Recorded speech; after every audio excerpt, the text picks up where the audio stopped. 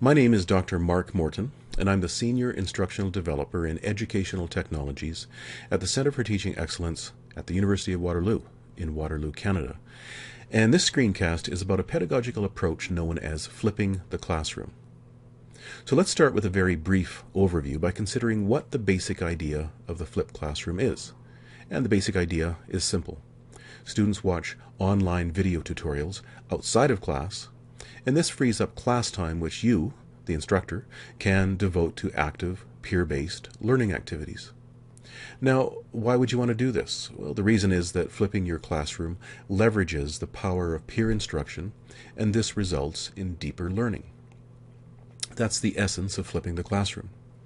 Now we're going to think about flipping the classroom in detail, and this is the structure of the rest of this screencast. First, we'll look at the evolution of the flipped classroom. Then we'll look at the benefits of the flipped classroom, and then we'll consider some evidence that confirms the effectiveness of flipping your classroom. After that, we'll look at some potential challenges that might arise when you flip your classes, and then we'll look at a typical flipped classroom sequence so you can get an idea of how it might unfold in one of your courses. Then we'll look at a handful of examples of learning activities that you can do during class in the flipped classroom. I'll then begin to conclude by providing a brief overview of some of the technologies and tools that you can use to create video tutorials. And finally, I'll provide references and further resources. Okay, now let's move on to the evolution of the flipped classroom. In other words, where did this idea come from? Well, as you probably know, the first universities were established in Europe about 1,000 years ago. And these universities came into existence long before the invention of the printing press, so that meant the main tool for sharing knowledge was the human voice. A scholar stood at the front of a room and either spoke his thoughts or read out loud from a rare handwritten manuscript. The students would sit and listen and try to remember as much as they could. Paper was so rare that they weren't even able to take notes. Jump ahead 500 years to the 15th century when the printing press was invented, which made it possible to create a new kind of content resource, namely books. But even though knowledge could now be recorded in books, lectures continued to be the main method of teaching. In other words, the tradition of the expert lecturer, also known as the sage on the stage, persisted. It continued for many more centuries, perhaps because knowledge was seen as a product that the instructor essentially poured into the heads of his students. Students were seen as passive recipients of knowledge. This approach to teaching is known as transmission pedagogy, and for the most part it didn't work well, and it still doesn't work well. Jump ahead again to 2007 when a fellow named Salman Khan began creating video tutorials on YouTube for his nephew. His nephew was struggling in math and lived in a different city, so this was a way for Salman to help out from a distance. Before too long, these video tutorials became popular with his nephew's friends, and then with other math students all over North America. Salman realized he was on to something, so he quit his job as a financial analyst and established the Khan Academy, whose mission was and still is to create numerous video tutorials in all kinds of disciplines. Thanks to Salman's initiative, and also thanks to similar initiatives by a few other visionaries, the idea of delivering content to students via short online videos began to spread, including into higher education.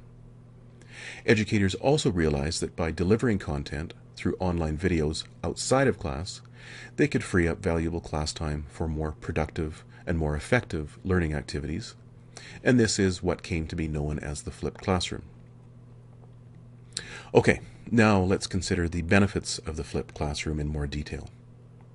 The first benefit is this. Studies show that students stay more engaged in the flipped classroom. In a traditional lecture, studies have shown that students' attention starts to decrease after about 15 minutes. Flipping the classroom keeps them engaged and focused for the entire class time. Another benefit is that reading or watching content outside of class gives the students time to process and reflect on those concepts, that is, on their learning. Students can then apply and explore this learning in class. A third benefit is that students can control when and where they watch the video tutorials. They can watch it at home, in a coffee shop, on a bus, wherever and whenever they like. They can also review the content repeatedly. That is, they can watch it as many times as they need to. And online video tutorials are also beneficial to students whose first language is different from the language of instruction, because those videos can feature captioning.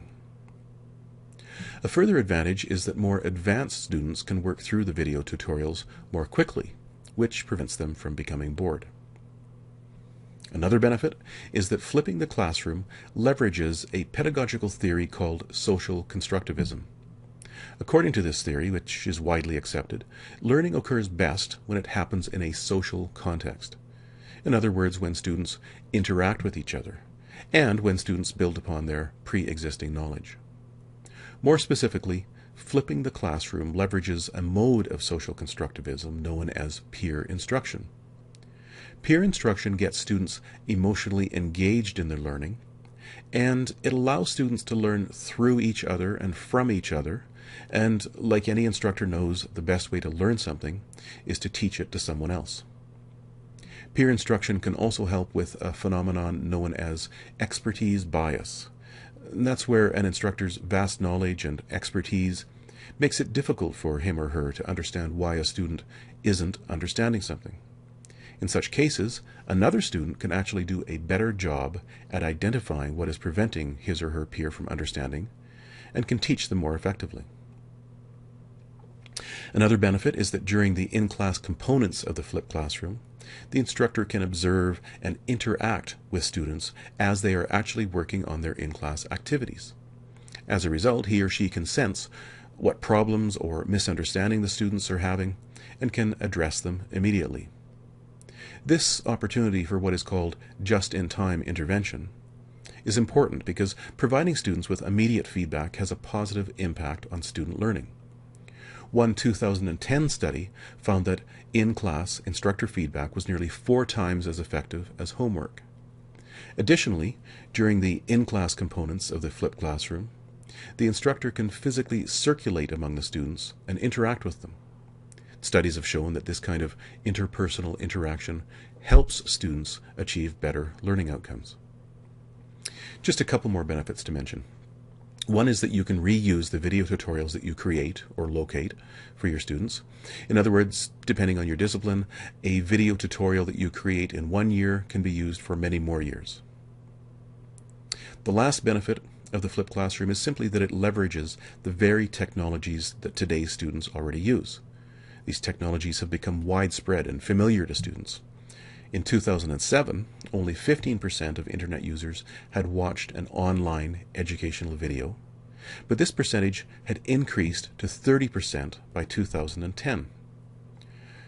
Further, the growth of sites like the Khan Academy is notable.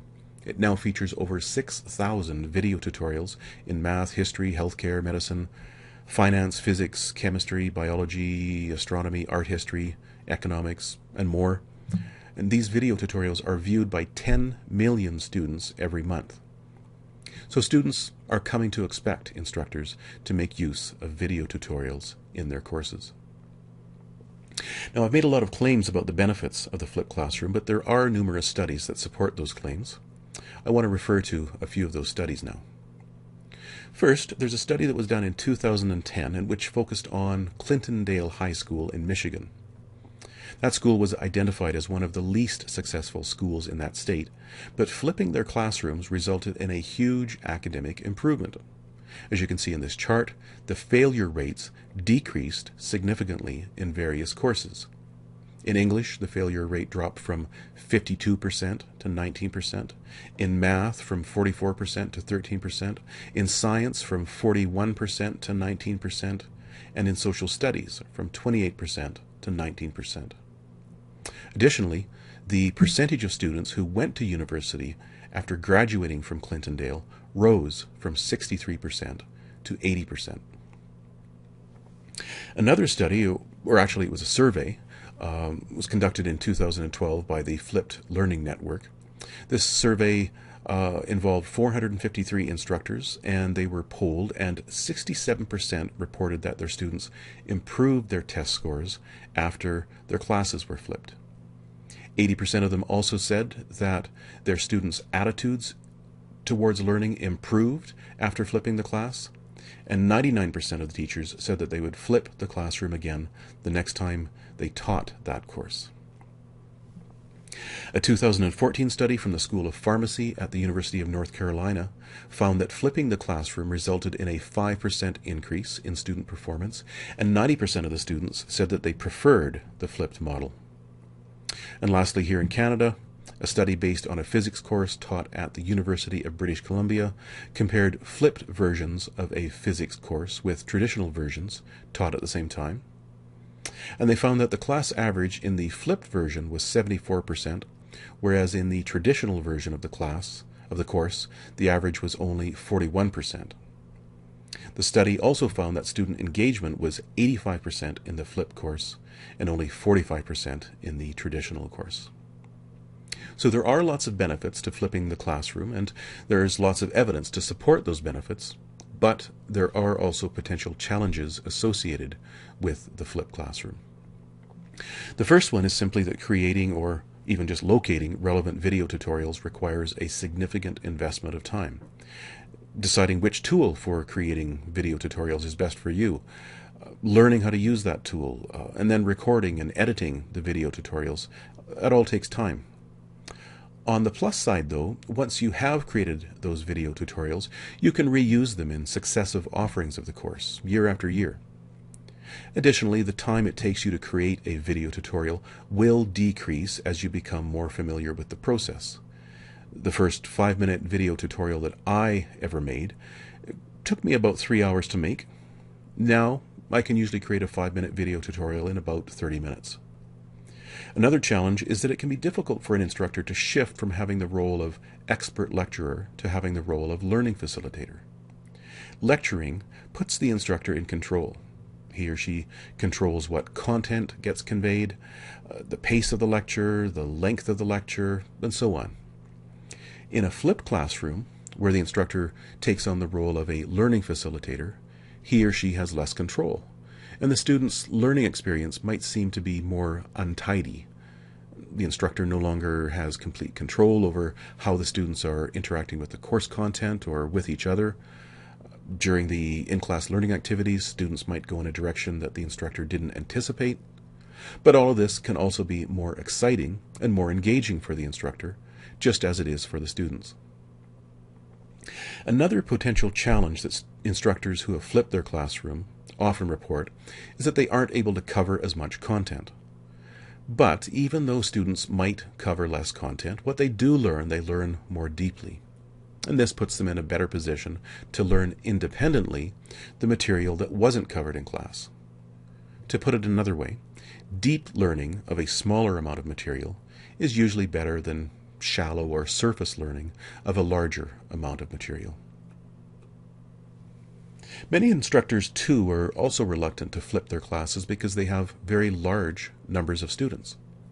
And while it's true that large classes are more limited in the in-class activities that can feasibly be accomplished, there's still lots of learning activities that can work well, even with 100 or 200 students. Clickers can be especially useful in such situations, and I'll cover other in-class learning activities later on in this screencast. Another serious challenge of the flipped classroom, but one that can be headed off at the pass, is the tendency of some students to not watch the video tutorials prior to class. This puts the instructor in a difficult situation. Does he or she teach to the students who have watched the video tutorials and who are prepared?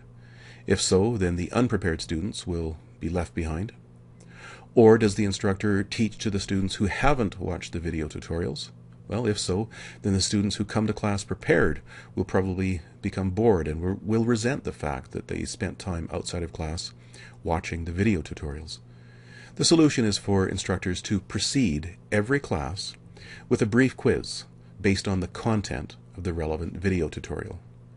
And this can be easily done in two ways. The first way is this. Clickers can make it fast and easy to conduct such quizzes at the very beginning of the class. In a matter of minutes, students can complete a quiz and their responses will be automatically uploaded by the clicker system to the gradebook in the learning management system. The second way is this. The quizzes can be created in the learning management system and then students must complete those quizzes before they come to class. Whichever method you use, these quizzes should account for about 5% to 10% of the final grade.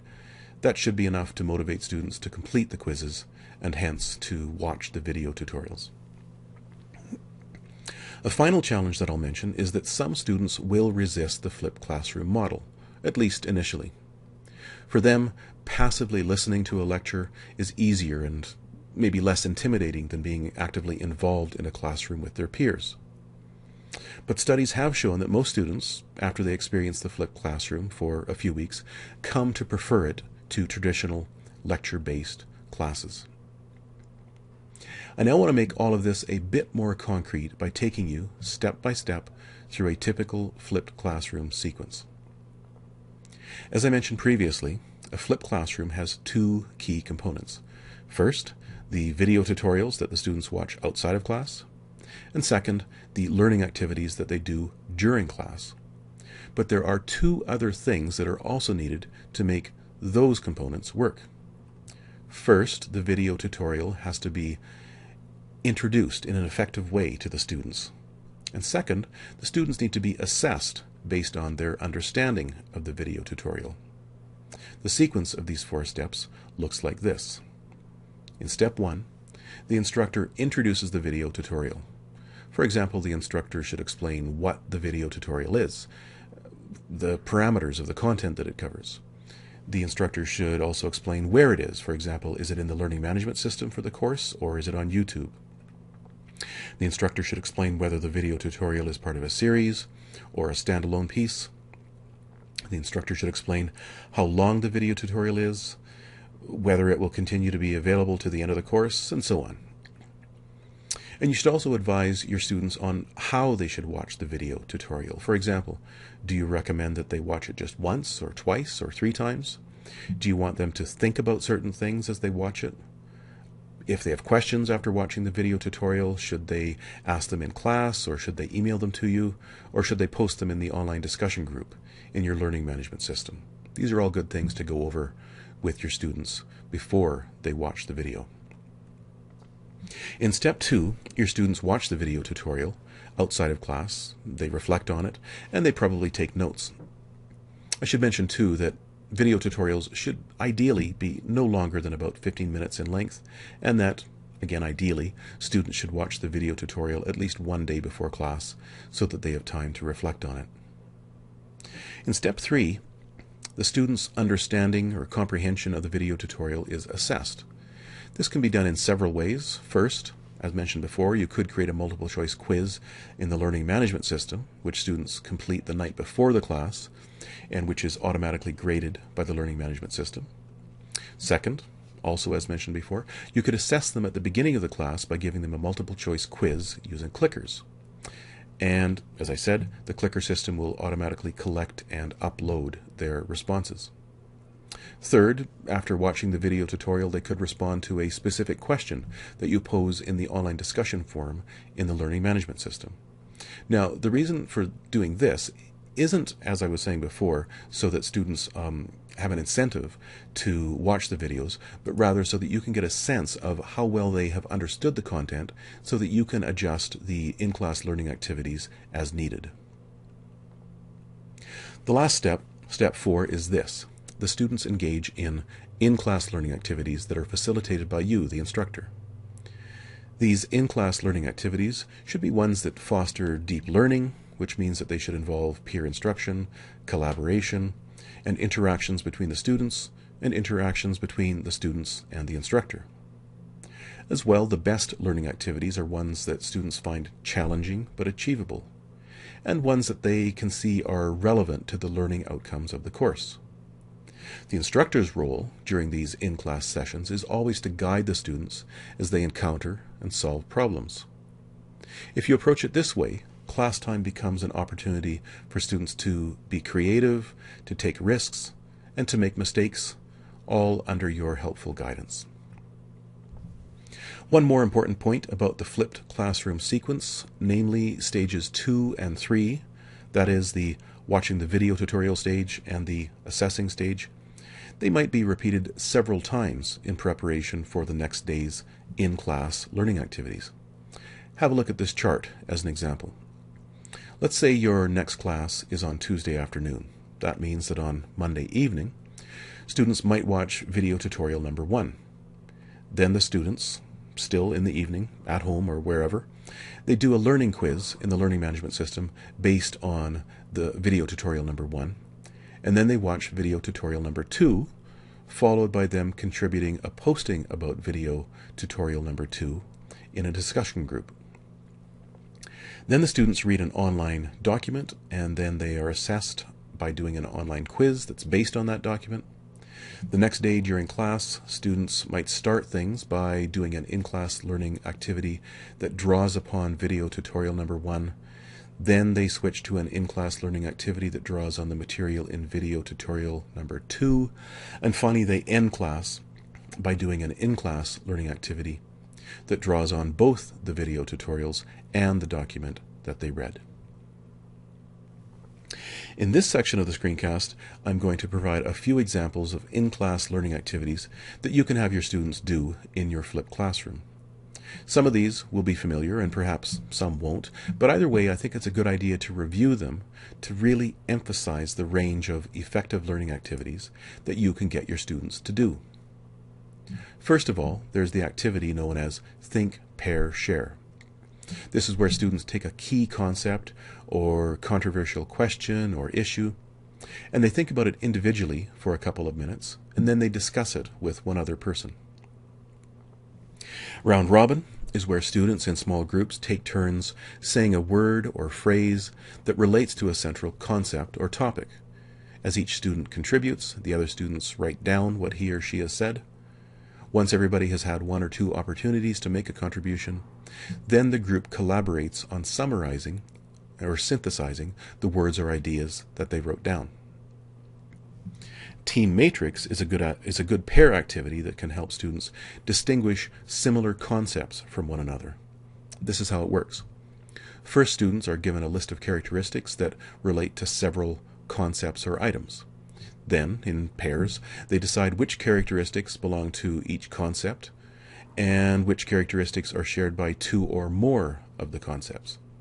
Finally, after this pair-based work is finished, the answers are discussed with the class as a whole to help identify any remaining misunderstandings. With a fishbowl discussion, you select a small group of students to sit in a circle at the front of the class where they engage in a discussion about a topic, facilitated by a peer. As they're doing this, the rest of the students in the class watch. After the group has finished its discussion, the rest of the class provides feedback and contributes additional ideas. With the in-class learning activity known as the 3-step interview, students get into pairs and then interview each other about a concept related to the course content. Then, after the pairs have finished interviewing each other, they summarize their questions and responses and share them with one other pair of students. With the reaction sheets activity, the instructor creates small groups of 4 to 6 students and gives each group a different question about course content.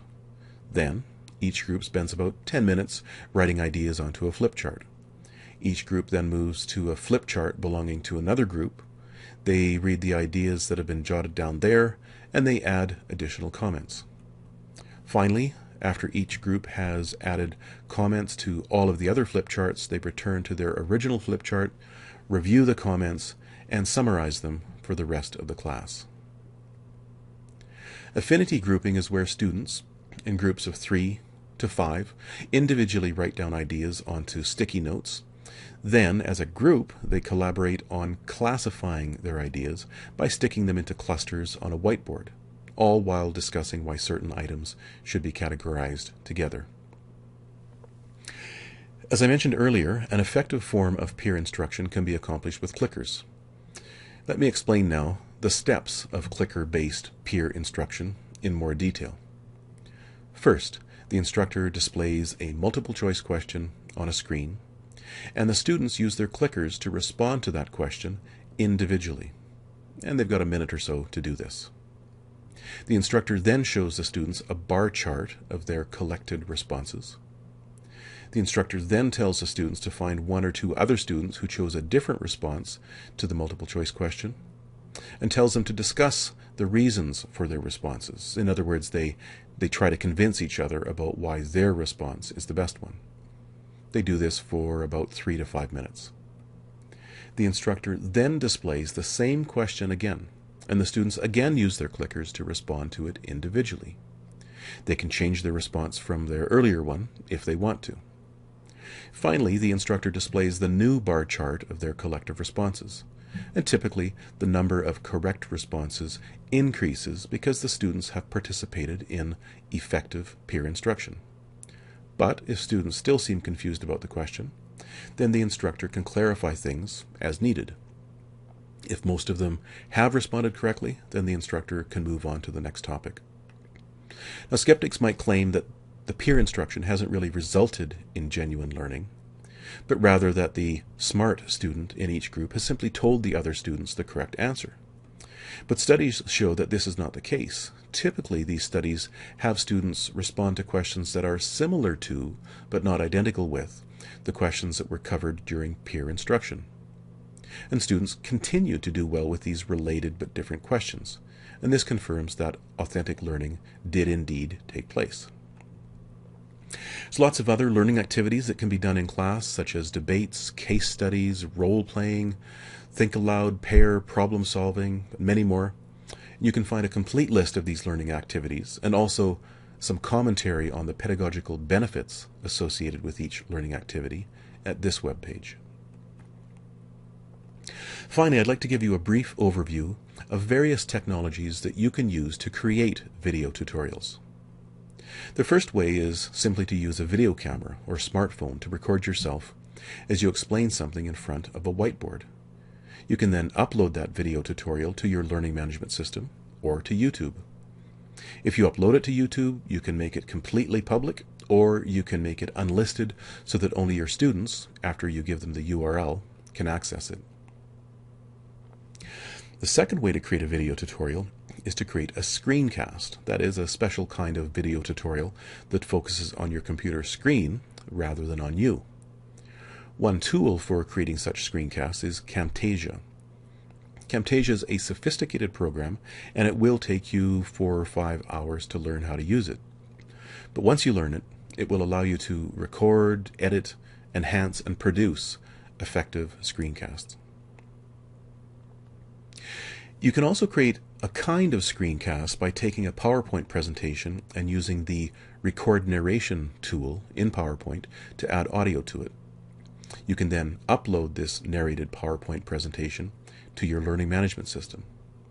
After your students open your PowerPoint presentation, they'll hear your narration every time they advance to a new slide. Alternatively, you can turn a PowerPoint presentation into an actual screencast by uploading it to an online platform such as MyBrainShark and then narrating it. The resulting screencast will be a video rather than a narrated PowerPoint. Another method for making a screencast is to use an online tool such as Screencast-O-Matic. Screencast-O-Matic is free and it's easy to use, but it has limited editing capabilities. Lastly, if you have an iPad or other mobile device, you can use an app like Explain Everything to create a screencast. You simply load your images, your slides, your PDFs into the app, and then you can draw or write on them as you narrate your comments. Well, that's all I have to say about the flipped classroom. If you would like to get the text of this screencast, as well as the references for the studies that I cited, and a list of further resources, just go to the webpage whose address is given here. I hope you found this screencast helpful. Thank you for watching it. And if you have any questions, my contact information is available on this slide.